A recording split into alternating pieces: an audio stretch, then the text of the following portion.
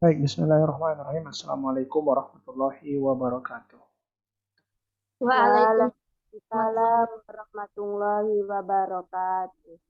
Alhamdulillahirabbil alamin. Wassalatu wassalamu ala asyrofil anbiya'i wal mursalin wa ala alihi washabbihi ajmain. Amma ba'du, tidak lupa kita tetap mengucapkan puja dan puji syukur kepada Allah Subhanahu wa taala karena atas limpahan rahmat, berkat dan karunia-Nya kita bisa bertemu pada pertemuan hari ini, pertemuan ke-8 setelah ujian tengah semester atau mid semester. Tidak lupa juga kita salawat dan salam kepada Nabi Muhammad SAW. Mari kita memperbanyak membaca salawat. Allahumma shalli ala Muhammad wa ala ali Muhammad. Mudah-mudahan kita kelak mendapat syafaat di yaumil akhir kelak nantinya. Amin amin ya rabbal alamin. Baik, untuk pertemuan hari ini teman-teman sekalian, setelah kita melaksanakan ujian tengah semester kemarin, yang saya perhatikan belum semua mengumpulkan tugasnya. Yang saya lihat di situ baru ada Kamalia, Lisma Nizar, dan Alia Zahra Zulkifli. Cuma memang jawabannya itu, ya teman-teman, harusnya bukan dijawab di Microsoft Word atau di apa, tapi langsung dijelaskan dengan menggunakan laptop melalui share screen. Jadi kepada Lisma Nizar, Bapak masih memberikan waktu dan kesempatan agar diperbaiki itu ujiannya. Ya, Lisma Nizar, coba nanti dipakai pakai Zoom, nanti di share screen sebagaimana yang sudah pernah. Jadi nanti dipraktekkan langsung, begitu ya. Dipraktekkan langsung bagaimana nomor 1 itu maksud. Bagaimana nomor 2, bagaimana nomor 3, 4, dan 5. Ya, itu yang sudah saya coba cek kemarin dari pekerjaan kalian. Dan untuk punya si Kamalia, saya lihat sih sebenarnya sudah oke. Ada 18 menit ya pekerjaannya. Assalamualaikum warahmatullahi wabarakatuh. Oke, sudah bisa dibuka dengan baik. Nah, kemudian Ali Zahra Zulkifli juga menggunakan Zoom. Kemudian di share screen, ini juga sudah menggunakan waktu. Assalamualaikum warahmatullahi wabarakatuh. Nama saya Alia Zahra Zulkifli, NP. Nah, tinggal memang pada punya si Alia Zahra Zulkifli ini, kenapa suaranya kok bisa cepat kali gitu ya, Alia? Maaf, saya percepat Pak, karena videonya, karena saya ngejelasinnya itu lambat Pak, jadi saya pikir saya percepat aja lah, gitu, supaya mengurangi durasinya. Mau ngapain? Ngapain kamu kurangin, malah jadi lucu loh jadinya. Suara kamu jadi malah pakai mana-mana di situ. Iya Kak? Saya akan ngirim yang aslinya nanti Pak. Ya maksud saya tidak perlu dipercepat-percepat. Ya, diulangi nanti dikirim lagi ya. Biar aja yang gitu, nggak apa-apa. Biar aja. Baik Pak. Yang penting selama masih bisa di dalam satu rentang waktu 40 menit begitu. Ya teman-teman, lihat ya betapa Pak Sutri ini mencoba membuka ruang apa namanya ya, toleransi lah ya. Pertama hari Rabu jam 12, mundur ke hari Jumat, nggak siap juga ke hari Senin. Sekarang sudah hari Rabu, kami harus segera melaporkan itu ujian tengah semester. Kenapa masih belum juga dikirimkan? Sayang, kamu sudah bayar uang kuliah, tapi kamu tidak bisa menyelesaikannya. Saya rasa banyak cara dan solusi, banyak orang yang bisa kita tanya, abang kita atau siapa, teman kalian juga di sini kan kalian juga punya grup tersendiri, ya di situ kalian bisa saling komunikasi gimana sih sebenarnya caranya ini dan itu. Kalaupun kalian 4 orang di prodi bahasa Indonesia sore semester 1, harusnya kalian lebih kompak, ya. Jadi harapan bapak yang lebih tahu mungkin bisa mengasih tahu, ya sifatnya adalah motivasi. Oke, nah hari ini saya pengen kita kan kita sebenarnya, ini saya lihat kalian hanya pakai handphone, ini nggak ada yang pakai laptop. Kalau saya sebenarnya pengen kalian tuh pakai laptop, kalian bisa langsung menunjukkan ke Bapak juga kembali terkait penyelesaian jawaban soal UTS. Saya akan bahas itu lagi sekilas, artinya tujuannya untuk menjadi apa namanya, kunci jawaban lah. Saya ngasih tahu kunci jawabannya sekarang. Kalian supaya tahu kira-kira pengerjaan yang kalian kerjakan itu sudah benar atau tidak. Oke. Nah, misalnya seperti ini, saya akan coba buka dulu apa ya. Ini di sini semua kemarin soalnya saya buat ini 1A sore bahasa Indonesia. Rabu. Jadi kemarin ini soal UTS yang telah dikasih kepada kalian. Sebanyak 4 orang kalian. Nah, nomor 1 itu referensi Mendeley sebagai referensi kepustakaan bisa digunakan dan dihubungkan dengan Microsoft Word. Pada bagian mana kita bisa melihat jika Mendeley sudah terkoneksi dengan Microsoft Word dan Microsoft Word sudah terkoneksi dengan Mendeley? Jawabannya saya rasa tidak sulit ya. Pertama, kalau kamu mau menceritakan dari Microsoft Word-nya dulu, kamu bisa buka Microsoft Word, terus kamu bisa tunjukkan pada bagian reference.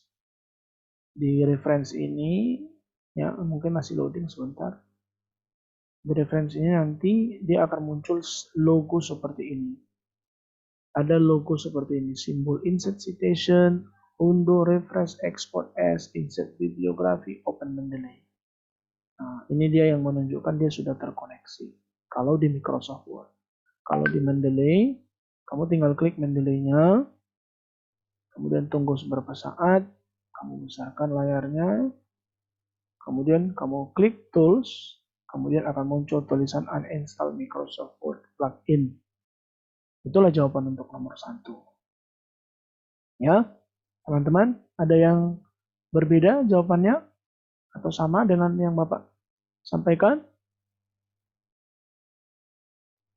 Samakah seperti itu juga kalian kerjakan kemarin? Iya Pak, sama. Oke, Kamalia sama Alia?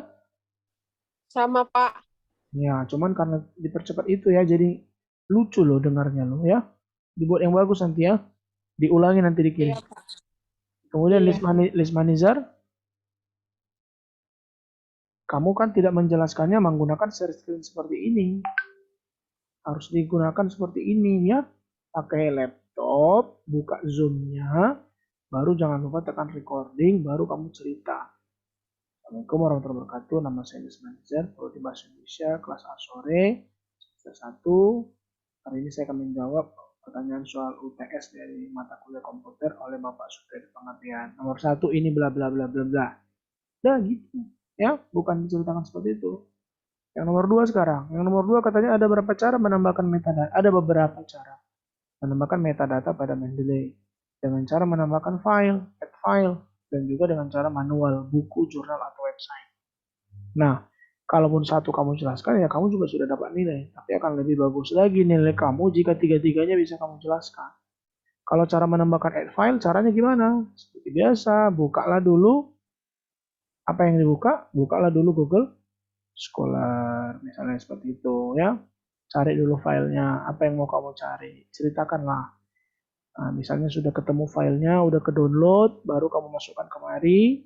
Kamu klik ini file atau simbol ini juga boleh, add ini. Ini kalau mau langsung ya, sorry. Kalau mau langsung add file atau panahnya juga boleh, sama aja. Ini klik add file. Jadi kamu add file, kamu ambil satu filenya yang dimana kamu simpan misalnya.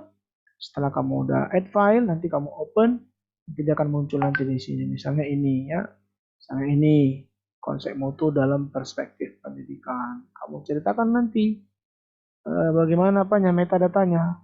Ini metadatanya Pak sudah bagus. Andai kan Pak belum bagus, maka kita harus memperbaiki. Yang perlu diperhatikan untuk nama itu Pak, namanya itu harus nama kedua dulu, nama belakang, baru nama depan. Baru untuk jurnalnya kita cek Pak apakah sudah ada. Kalau biasanya Pak metadatanya langsung otomatis. Nah, alhamdulillah ini Pak jurnal Al-Taklim. Tahunnya ada Pak 2014, volumenya 13, isunya itu volume 13, isu itu artinya ini nomor ini ya. Isu itu artinya nomor. Halamannya Pak dari halaman 1 sampai halaman paling bawah di sini halaman 18. Ya, halaman 18 di sini berarti benar 118. Abstraknya kalau ada silahkan, kalaupun mau dikosongkan silahkan. Itu Pak untuk nomor 2A. Kemudian Pak untuk nomor 2B, bagaimana cara menambahkan buku Pak? Nah, misalnya Pak ada buku misalnya, buku matematika misalnya, buku matematika SD misalnya. Kita ambil aja covernya entah apa gitu ya. Ini bisa kita gunakan, atau buku yang di rumahmu juga boleh. Kamu fotokian bukunya baru kamu tunjukkan gambarnya di waktu kamu lagi menjelaskan misalnya gitu. Misalnya ini kita ambil buku dari Rosda Karya ini ya, PT Remaja Rosda Karya. Ini ada buku, misalnya Pak buku ini mau kita masukkan, buku ini misalnya ada di rumah kita, tapi kita nggak punya filenya Pak. Kita bisa menambahkan secara manual. Kita buka ini Pak, file, entry manual, kemudian kita pilih book, judulnya kita masukkan Pak, kita copy dari buku ini. Karena kamu tinggal ceritakan begitu aja. Kita copy bukunya, kita paste Pak. Nah, kita paste. Kemudian penulisnya kita lihat Pak, di sini namanya ada Nanang Priyatna. Jangan lupa Pak, kita harus tulis nama keduanya dulu, baru koma, baru nama depan. Kalau ada satu orang lagi kawannya, maka kamu enter ke bawah. Perhatikan siapa namanya. Sini ada namanya ini Ricky Yuliardi. Ya, Ricky Yuliardi ya namanya, Ricky Yuliardi. Ya, buat dari situ namanya Yuliardi Ricky. Nah, seperti itu ya. Ricky Yuliardi ini ada namanya kan di buku itu kan, kalau ada buku di rumah juga bisa kan kamu gunakan. Nah, di situ habis itu apalagi ya, kita langsung lihat di sini ada tahunnya nggak, ada tahun 2019 ya. Pasti nanti tahun dibutuhkan ya di Mendeley-nya. Untuk buku misalnya tahunnya ada nih 2019. Kemudian halamannya kita perhatikan kembali di sini ada nggak halamannya. Ini ada halamannya 352 ya. Langsung aja kita masukkan 352. Kemudian abstraknya kalau memang ada silahkan, kalaupun tidak ada juga tidak masalah. Misalnya ini abstraknya misalnya ya, kita ambil boleh, ini kita ambil kita copy. Tapi kalaupun nggak mau pun nggak apa-apa. Nah, saya rasa ini udah cukup. Jangan lupa kotanya ya. Kotanya Rosda Karya ini ada di kota mana ya? Coba kita cek. Di Rosda Karya itu di mana ya? Rosda Karya itu di kota mana?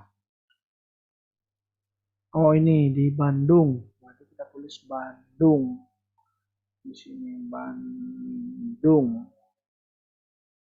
Edisinya saya rasa nggak usah. Publishernya ini penerbitnya ya. Tadi namanya tadi Rosda. Nah, tadi bukunya Rosda aja tadi kayaknya. Rosda kan. Apa tadi bukunya ini dia? Ini kan bawah ini kan ada nih Rosda, ini kan Rosda ini penerbit. Tapi sebenarnya bisa juga ditulis PT Remaja Rosda Karya, boleh juga. Lebih bagus, lebih lengkap boleh juga. PT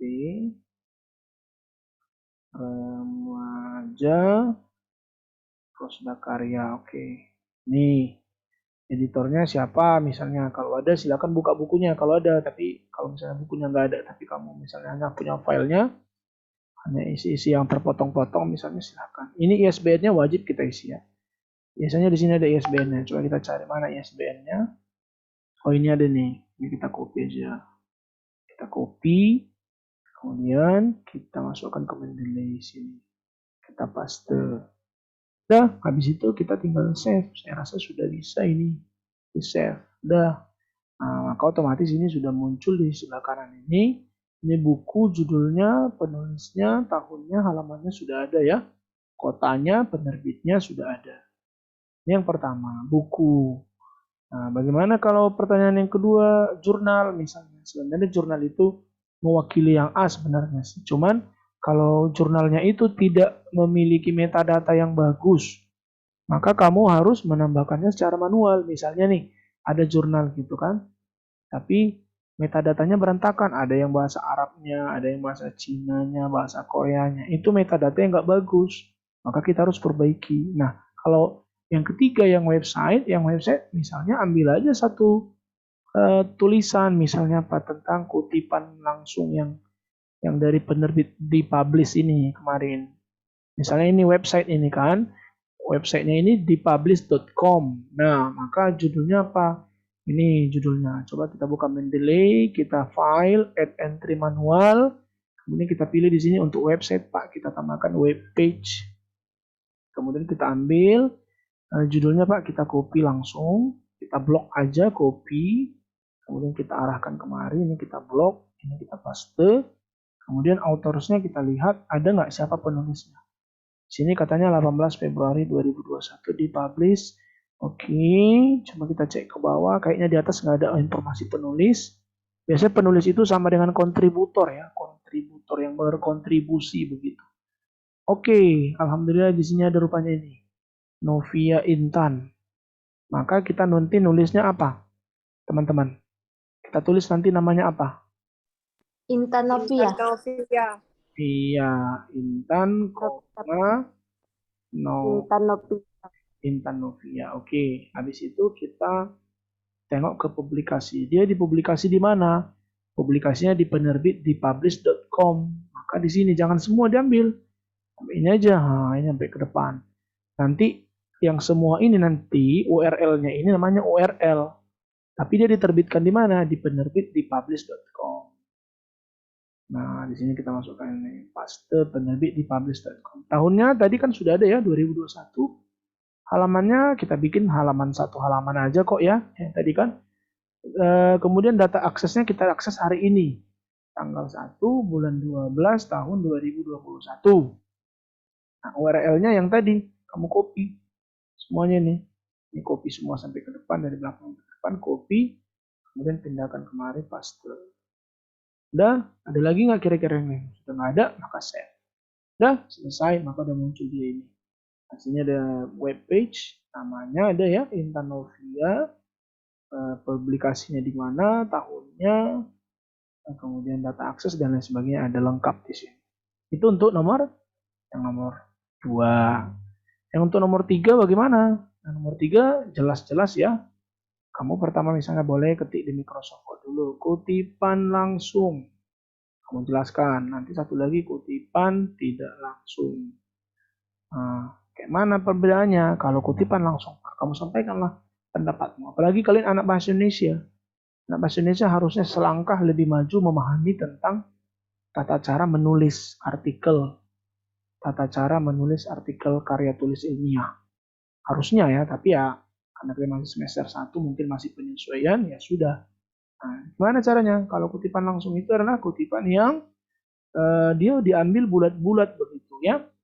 Diambil bulat-bulat semua bahasanya, tetapi tidak boleh ketika dia lebih dari 40 kata, maka nanti dia dibuat menjorok ke dalam, terus dia buat spasi 1. Kalau dia lebih dari 4 baris gitu, dia harus tersendiri dibuat menjorok ke bawah. Kemarin saya sudah pernah coba paparkan sedikit tentang kutipan langsung ini juga kalau saya tidak salah. Kutipan langsung tidak langsung itu sudah pernah saya bahas juga kemarin. Kalau dia kutipan langsung, nah misalnya seperti ini teman-teman. Ini namanya kutipan langsung diubah menjadi kutipan tidak langsung ini. Sebentar, ini kita lanjut dulu. Ini adalah kutipan oke. Nah, ini namanya kutipan langsung. Kutipan langsungnya masuk dalam paragraf. Keluarga merupakan salah satu faktor penting yang terlupakan dalam pendidikan. Sebagaimana Hatimah 2006 katakan dalam penelitiannya bahwa itu kan langsung itu namanya. Ya. Dan di situ kita beri tanda petik dan kita tidak merubah bahasa dari si Hatimah itu. Jadi dia bulat-bulat kita ambil. Keluarga adalah pendidik yang pertama dan utama, tetapi dalam praktiknya masih banyak keluarga yang menyerahkan sepenuhnya tanggung jawab pendidikan anak pada sekolah. Ini namanya kutipan langsung dan masuk dalam paragraf. Ini juga kutipan langsung kalau di belakang. Ya, dia mengatakan bahwa the beliefs of policy makers about parental engagement were not consistent with their actions because a particular policy was intended for parental involvement. Wahyudin 2017, page 6. Nah, ini kalau di belakang kamu buat, ini masih tetap kutipan langsung. Kalau dia panjang, lebih dari 4 baris, dia seperti ini teman-teman. Dia manjang, terus dia jadi satu kesatuan. Lihat ini udah berapa baris nih? 1, 2, 3, 4, 5, 6, 7, 8, 9, 10. Ini juga kutipan langsung, berarti ada 10 baris yang diambil. Dia harus menjorok ke dalam seperti ini. Spasinya 1. Nah, ya. Nah, ini dia contoh kalau kutipan langsung itu, kalau di belakang dia seperti itu ya. Kalimatnya di sini teman-teman, lihat ini. Ini kalimatnya di sini, baru dia dibuat nanti di belakang. Kalimatnya di sini, dibuat kalimatnya. Kalau misalnya hanya di halaman tertentu, silakan disebutkan di sini. Kalau misalnya di halaman sekian sampai sekian kamu ambil, misalnya di bawah gitu kan. Kadang kan ada yang di halaman 49 paling bawah, sama halaman 50 dia nyatu gitu kan. Berlanjut di halamannya, paham kan maksudnya?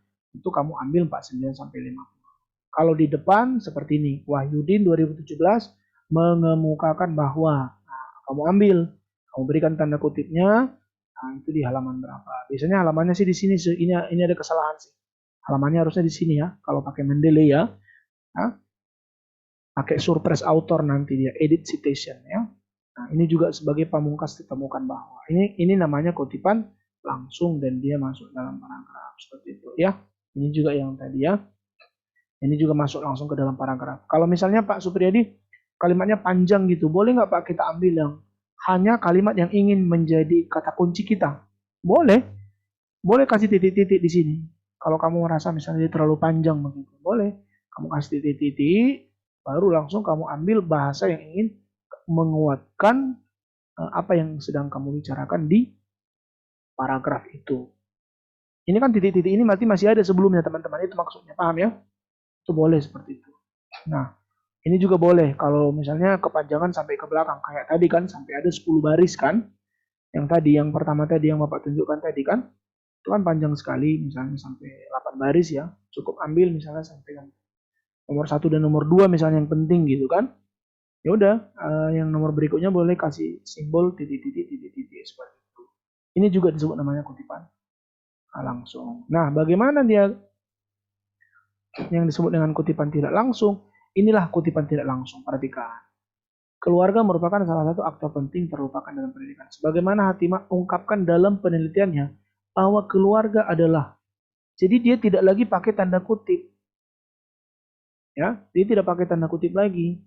Tetapi dia udah langsung menyatu ke dalam kayak macam mengalir, menyatu menjadi satu bacaan begitu. Tetapi ini tadi muncul dari mana tadi ini? Munculnya ini dari kalimat yang ini tadi. Kalau di sini tadi kan ini kutipan langsungnya. Kalau tidak langsung itu adalah seperti ini. Jadi ini kutipan langsung kan, dan kita ubah menjadi kutipan tidak langsung. Ungkapkan dalam penelitiannya bahwa keluarga adalah yang sangat penting, meskipun dalam kenyataannya masih banyak orang tua yang menyerahkan sepenuhnya tanggung jawab pendidikan anaknya kepada pihak sekolah. Nah, yang lebih efektif itu lagi sebenarnya, kutipan tidak langsung itu sendiri, dia kita lakukan yang namanya parafrase. Parafrase itu seperti ini teman-teman. Ya, parafrase itu adalah suatu kegiatan yang tanpa mengubah arti. Artinya tetap sama dan kita menulis dengan bahasa kita sendiri ya. Jadi kutipan langsung, misalnya kamu baca jurnal kan. Kamu lihat ada kalimat yang menarik begitu. Nah, kamu boleh parafrase, kamu baca dia baru kamu terjemahkan dengan bahasamu, kamu keluarkan dengan bahasamu, kamu ketik dengan bahasamu, dan jangan lupa tetap harus kamu sertakan orangnya. Itulah saking pentingnya menghargai si penulis tersebut. Ya. Dan untuk menghindari plagiat, pertemuan kita ke minggu depan kita akan bahas tentang plagiat, kayak mana cara ngecek plagiat, berapa persen punya kita gitu. Nanti saya akan suruh kalian nulis jurnal. Nanti saya kasih template, nanti kalian nulis jurnal, silakan ambil nanti 30 daftar pustaka ya gitu ya. Udah bagus nanti isinya, baru nanti kalian cek sendiri nanti jurnalnya berapa persen. Terus nanti sampai kecil nanti jurnal tersebut. Jadi mohon maaf memang kalau teman-teman merasa bahwa di mata kuliah Pak Supriyadi ini banyak sekali tagihan-tagihan yang harus kalian kerjakan. Tapi ini semua demi kebaikan kita bersama. Itu ya. Jadi tetap harus disertakan sumber aslinya. Ya. Nah, kemudian bagaimana cara agar memparafrase yang baik? Yang pertama, bacalah bagian yang Anda kutip beberapa kali sampai kamu paham. Itu langkah pertama. Yang kedua, catat konsep-konsep kunci yang menjadi fokus dari bagian yang ingin kamu parafrase. Ingat ya, parafrase ini adalah salah satu teknik merubah kutipan langsung menjadi kutipan tidak langsung. Ya, bedanya tadi jelas ya, ada tanda kutip dan kita mengambil keseluruhan tanpa merubah bahkan kata-katanya itu kita kopas aja gitu. Tapi ada tanda kutip. Kalau dia tidak langsung tadi, kita parafrase. Teknik parafrase yang pertama tadi adalah ini. Baca bagian yang dikutip berulang-ulang. Supaya kamu paham. Setelah kamu baca, kamu catat apa fokus atau keywordnya. Ya, kata-kata kuncinya. Yang ketiga, coba tulis kembali dengan kalimatmu sendiri tanpa kamu lihat tulisan aslinya. Yang keempat, coba bandingkan yang kamu tulis tadi dengan bagian aslinya. Kira-kira ada nggak yang masih mirip? Misalnya, ada kata adalah. Adalah itu bisa diganti menjadi ialah. Ialah bisa juga diganti menjadi merupakan. Adalah bisa juga diganti menjadi yaitu.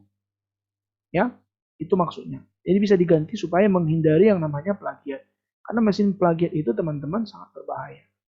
Ya, jadi itu dia. Oke, selanjutnya yang untuk nomor 5 itu adalah mengutip sumber sitasi. Mengutip sumber sitasi itu adalah seperti yang sudah. Nah, ini dia. Misalnya contoh parafrase. Ini misalnya kalimat awalnya. Ketika berkeliling saat siswa bekerja berpasangan atau kelompok, guru sering datang di tengah-tengah suatu kegiatan. Nah, kalimat yang pertama ini, dari sini sampai sini, itu bisa kita parafrase. Ketika siswa bekerja dalam kelompok, guru harus menemukan momen yang tepat untuk melakukan penilaian. Coba perhatikan. Kalimat ini, sampai titik ini, telah dirubah menjadi yang warna kuning ini. Inilah versi parafrase namanya. Dan ini penting, teman-teman. Ya, karena apa? Agar kita terhindar yang namanya plagiat. Ya, oke. Kita juga bisa menggunakan sinonim-sinonim. Ini yang panjang ini, teman-teman, telah dirubah menjadi ini. Kalimat-kalimatnya bisa kita rubah. Mengamati menjadi mengobservasi. Ya, saat-saat yang tepat itu bisa diganti menjadi momen yang tepat. Ya, itu bisa diganti bahasanya. Suatu kegiatan bisa diganti menjadi suatu aktivitas. Berinteraksi bisa diganti dengan berhubungan. Itulah cara-cara memparafrase. Bisa juga dengan mengubah struktur kalimat dari aktif menjadi pasif. Misalnya, kamu cerita tentang menjelaskan apa, langsung meminta anak menjelaskan apa yang mereka lakukan. Kamu bisa ganti. Di situ tadi kan ada kata menjelaskan apa yang mereka lakukan. Kamu bisa mengganti menjadi anak-anak diminta. Tadi kan kamu meminta. Ya, sebenarnya ini adalah keahliannya kalian, teman-teman, bukan saya. Saya orang matematika, tapi disuruh harus memahami ini juga. Kenapa? Karena kami juga di matematik harus menulis artikel, harus menulis penelitian. Dan kami pun harus paham ini. Sama seperti kalian bukan orang matematik, tapi kalian harus mengerti statistika. Karena apa? Karena nanti penelitian kalian harus ada statistik. Kalau nggak ada statistiknya, nanti kayak mana kalian mau mengatakan metode pembelajaran ini berpengaruh terhadap hasil belajar. Metode ini efektif. Ini meningkatkan hasil belajar. Kayak mana kamu mengatakan itu kalau nggak ada statistik? Nah, kami pun demikian. Di matematika juga kami harus belajar ini. Parafrase.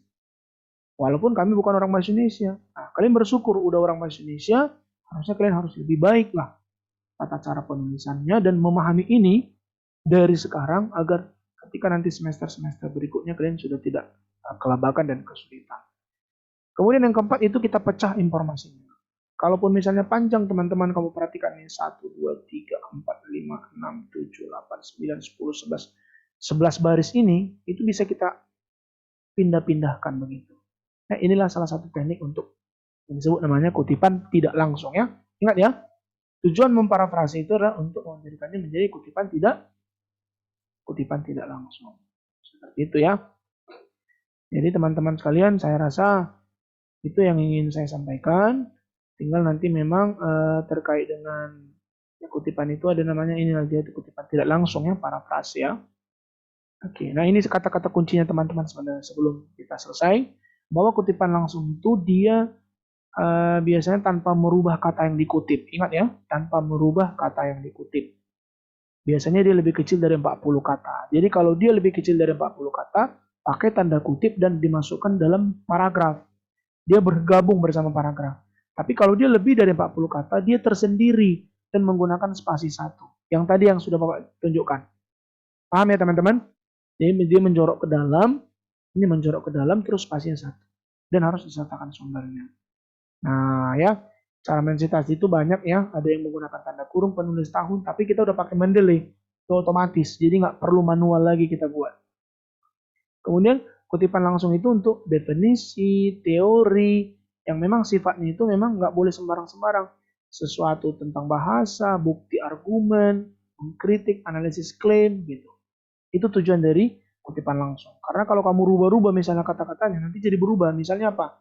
Teorema Pitagoras. Walaupun memang bisa kita rubah, A kuadrat sama dengan B kuadrat tambah C kuadrat, kita rubah menjadi misalnya apa? Misalnya B kuadrat adalah A kuadrat kurang C kuadrat. Walaupun bisa, tapi kan bisa kita gunakan yang kutipan langsung di sana. Ya. Kemudian ini dia ya teman-teman. Kalau dia lebih kecil dari 30 kata, dia masuk ke dalam paragraf. Perhatikan. Ini. Kalau dia sudah lebih dari 40 kata, ini udah 46 kata ini ya. Ini 46 kata, dia harus menjorok ke dalam spasi 1. Dan jangan lupa tetap pakai tanda petik. Seperti itu ya. Nah, kalau mengutip dari sebuah sumber, nanti kita akan pelajari di minggu depan, dan juga teman-teman sudah boleh belajar ini, kayak mana kalau misalnya kita mengutip dari buku orang, tapi di dalamnya itu ada kutipan lagi begitu. Udah dikutip lagi. Nah, begitu. Ya, udah misalnya ada tulisan orang, tapi karena kita nggak menemukan sumber aslinya, maka kita terpaksa menggunakan buku si kawan itu. Misalnya seperti kemarin ya, misalnya tulisan saya diambil oleh Kamalia.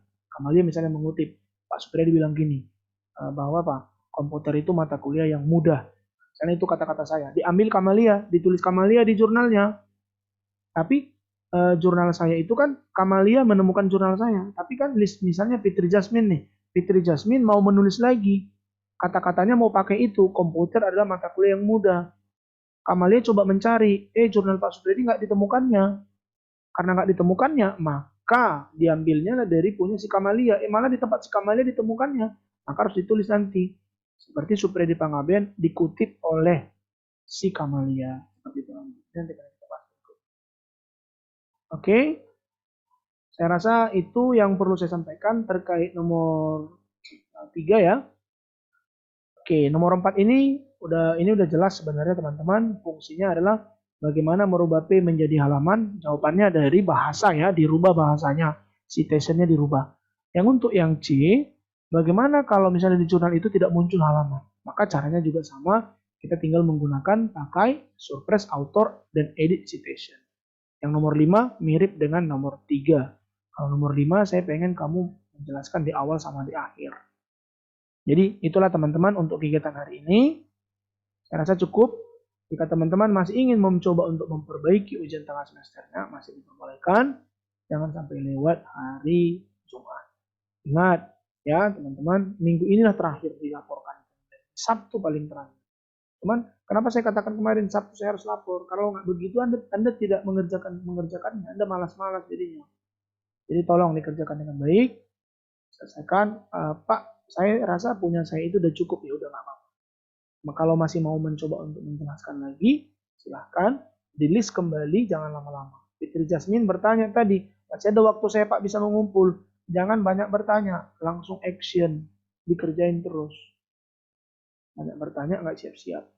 Jadi teman-teman, Anda hanya 4 orang, selesaikan dengan baik. Waktu kita sudah habis, kita lanjutkan komunikasi di grup WA. Ya teman-teman sekalian, terima kasih untuk pertemuan hari ini.